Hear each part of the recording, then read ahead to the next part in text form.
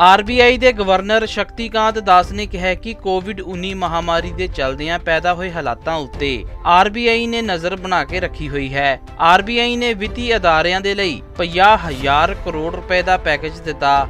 ਇਸ ਦੇ ਨਾਲ ਹੀ ਰਿਵਰਸ ਰੈਪੋ ਰੇਟ ਨੂੰ 25 ਅੰਕ ਘਟਾ ਦਿੱਤਾ ਤਾਂ ਜੋ ਬੈਂਕ ਨਿਵੇਸ਼ ਵਧਾਉਣ। ਆਰਬੀਆਈ ਨੇ ਰਿਵਰਸ ਰੈਪੋ ਰੇਟ ਦਰ 4% ਤੋਂ ਘਟਾ ਕੇ 3.75% ਕਰ ਦਿੱਤੀ। ਫਿਲਹਾਲ ਡਿਵੀਡੈਂਡ ਪੇ ਆਊਟ ਬੈਂਕ ਨਹੀਂ ਦੇਣਗੇ। ਰੈਪੋ ਰੇਟ ਵਿੱਚ ਬਦਲਾਅ ਨਹੀਂ ਹੈ। ਇਸ ਤੋਂ ਇਲਾਵਾ ਆਰਬੀਆਈ ਗਵਰਨਰ ਸ਼ਕਤੀਕਾਂਤ ਦਾਸ ਨੇ ਕਿਹਾ ਕਿ ਭਾਰਤੀ ਅਰਥ ਵਿਵਸਥਾ ਦੇ 2021-2022 ਵਿੱਚ ਵਾਪਸੀ ਕਰਨ ਦੇ ਆਸਾਰ ਹਨ।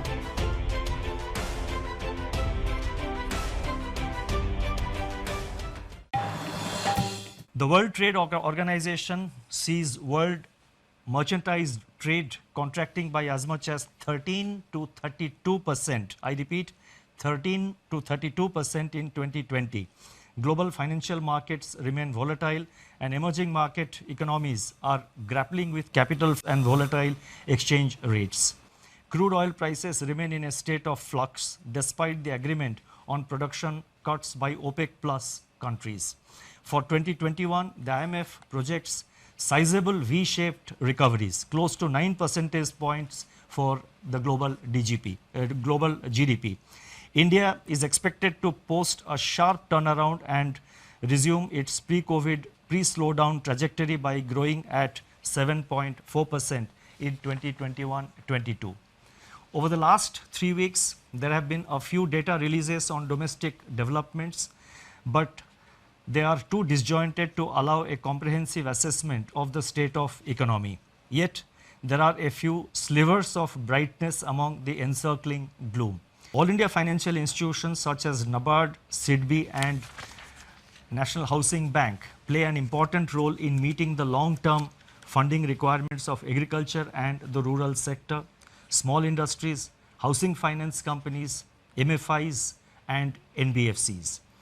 These All India financial institutions normally raise resources from the market through specified instruments which are allowed by the Reserve Bank of India, in addition to, of course, relying on their own resources.